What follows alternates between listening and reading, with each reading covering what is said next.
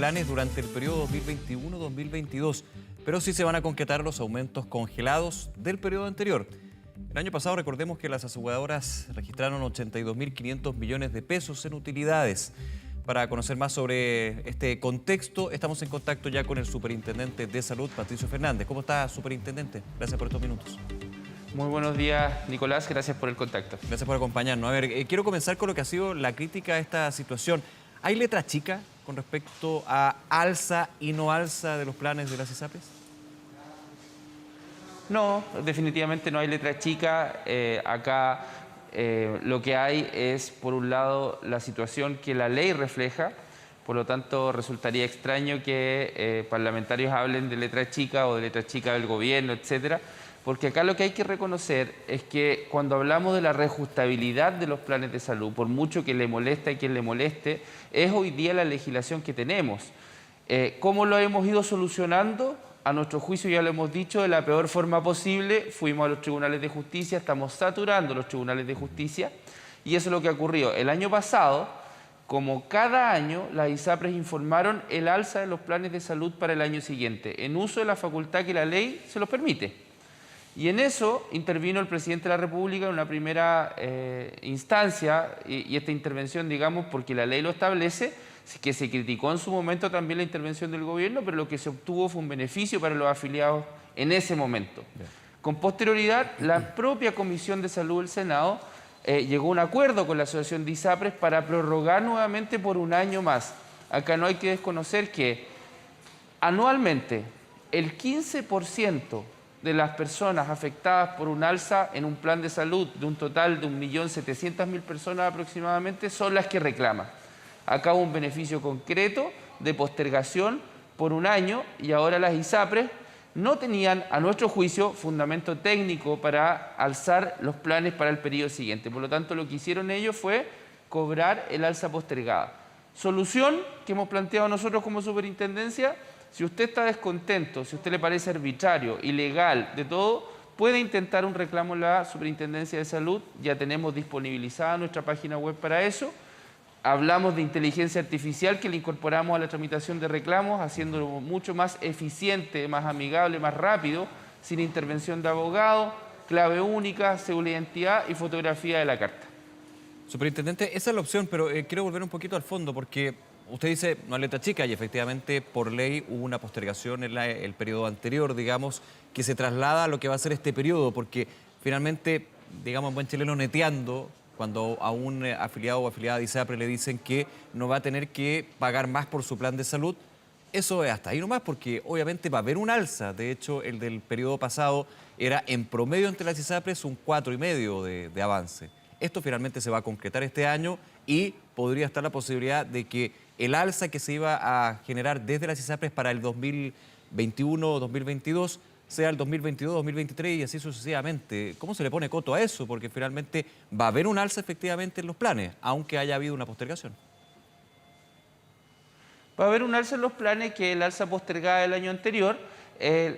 La modificación definitiva, o sea, nosotros técnicamente entendemos como superintendencia que un plan de salud, una póliza de lo que sea, porque finalmente las ISAPRES son seguros de salud, no pueden mantenerse estables en el tiempo de forma indefinida.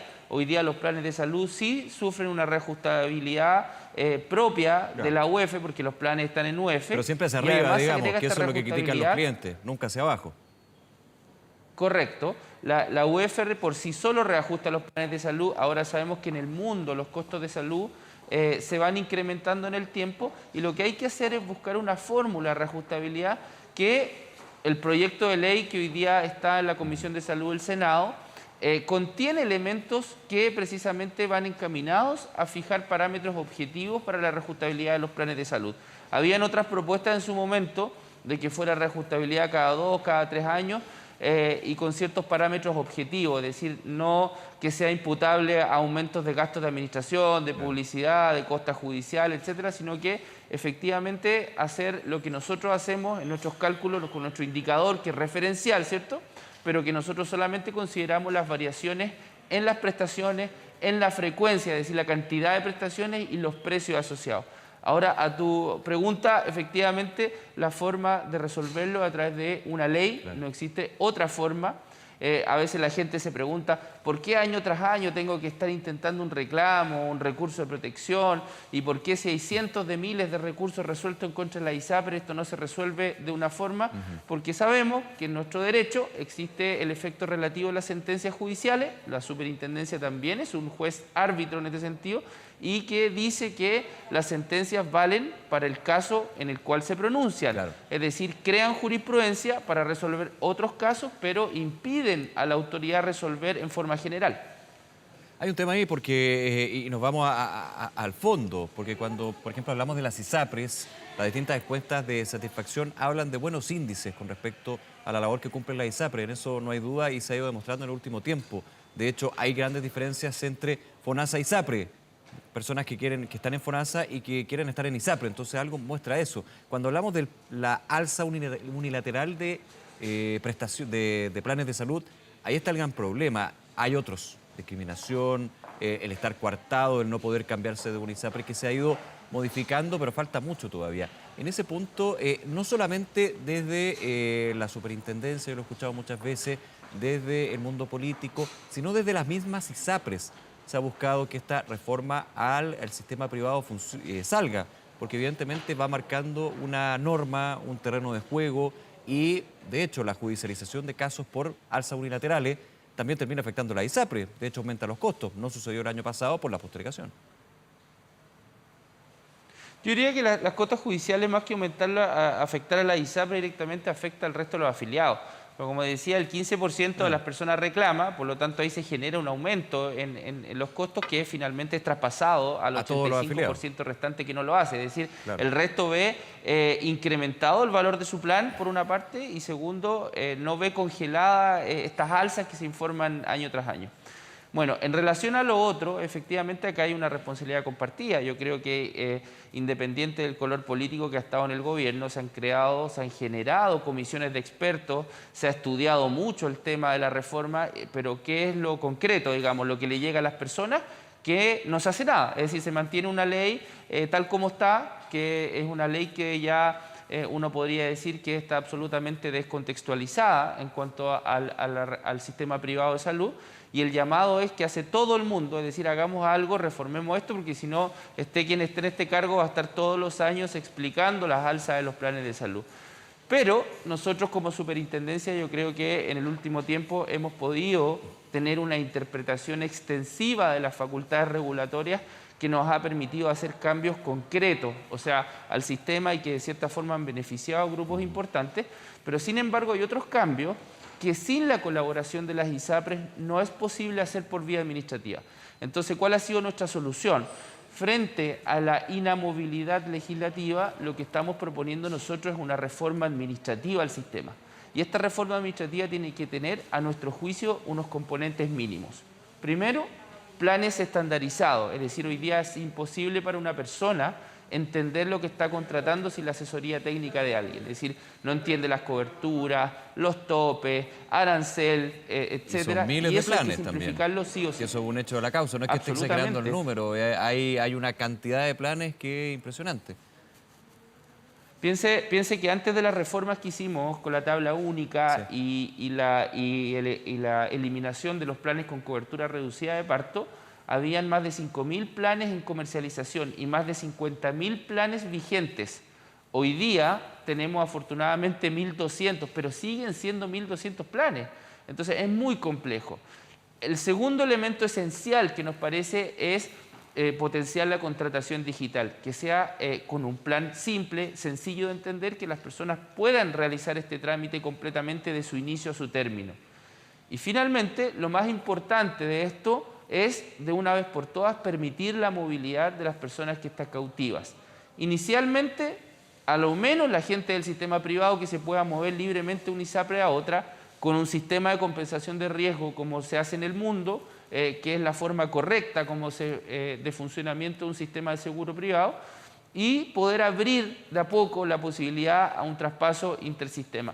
Esos son los elementos básicos, y nosotros vamos a ver qué es lo que podemos hacer desde el punto de vista administrativo, y hay cosas que tenemos bastante avanzadas. Hemos dicho que el tiempo de las ISAPRES para nosotros se terminó, es decir, si ellos no quieren hacer planteamientos de modernización, nosotros vamos a avanzar como superintendencia, ya tenemos mucho trabajo en ese sentido, pero hay unos puntos clave en los cuales legalmente estamos atrapados y que requeriríamos a lo menos una autorregulación de la ISAPRES. Claro, lo complejo acá también en el debate es que si dividimos en dos sectores, porque yo sé que hay varios sectores, sería muy simplista, pero para que no nos ven en la casa a esta hora, por un lado la superintendencia de alguna manera dice tiene que haber una prestancia también de la ISAPRE, o si no, tiene que pasar por ley. Y desde la ISAPRE se dice tiene que haber una prestancia del regulador, o si no, tiene que pasar por ley. Finalmente, todo encaja en que es la ley o la reforma, sea como sea, la que tiene que ponerle el coto a este tipo de discrepancias, porque finalmente para tener un buen servicio, un servicio uniforme, estamos con miles de planes, estamos con la cautividad, para qué decir, esto de no poder cambiarse de un plan a otro cuando estamos en un sistema privado, donde lo privado siempre hay competencia, de hecho se potencia lo que es la competencia en ese punto, así que hay ahí un dime y direte de las partes, ¿no? Hay un desafío, pero en eso es lo que nosotros hemos estado. Cuando llegué a esta administración y nos dicen, yo veo estas tablas de factores, por ejemplo, y veo la discriminación que hay de la mujer, veo que aún se comercializan otros tipos de planes. Claro, todos dicen, no, no se puede cambiar, no se puede modificar, y se hacen los cambios.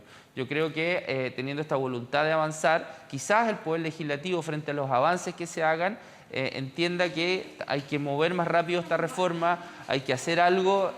Claro, porque la postura de fondo más radical ha ido encaminada a decir, perfecto, terminemos el sistema privado tal como está, vámonos todos a un seguro público, pero ahí es donde hay que ser bastante responsable, porque suena bien, o sea, nadie puede estar en contra de eso, que todos estemos en un mismo seguro, que quienes tengamos todos acceso a la misma salud, pero hay un tema clave e importante acá, o sea, el sistema público hoy día recibiría una gran cantidad de personas enfermas, digamos, que vienen del sistema privado, aunque sumen todas las cotizaciones que hoy día hay en el sistema privado al público, de todas formas se produciría un incremento importante del gasto público que hay que saber afrontar, y no podemos generar expectativas, porque hoy día, si bien tenemos una salud pública que es mucho mejor que la privada en muchos aspectos, como por ejemplo tenemos atención primaria funcionando, muy fortalecida, con programas claros que no existen en el sistema privado. En el sistema privado la ISAPRES no tiene nada de atención primaria,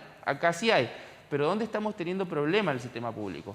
Cuando una persona requiere una atención de especialista, cuando una persona requiere hacerse una intervención quirúrgica, ahí es donde comienzan a generarse las listas de espera, los cuellos botella, y ahí es donde estamos aún siendo ineficientes. Por lo tanto, la pregunta es, ¿estamos a tiempo o podemos hoy día como país afrontar un sistema único de salud y que funcione de manera correcta para todos en los tiempos y oportunidad? Eso es lo que hay que responder, y eso es lo que a uno le gustaría también que quizás trabajemos más en eso, y ver si en realidad estamos preparados para afrontar y ser todos parte de un seguro único, pero con una atención oportuna y de calidad. Superintendente Fernández, como siempre, muchas gracias por acompañarnos en Canal 24 Horas. Que tenga buen día. Que esté muy bien, Nicolás. Muy buen día. Hasta luego, gracias.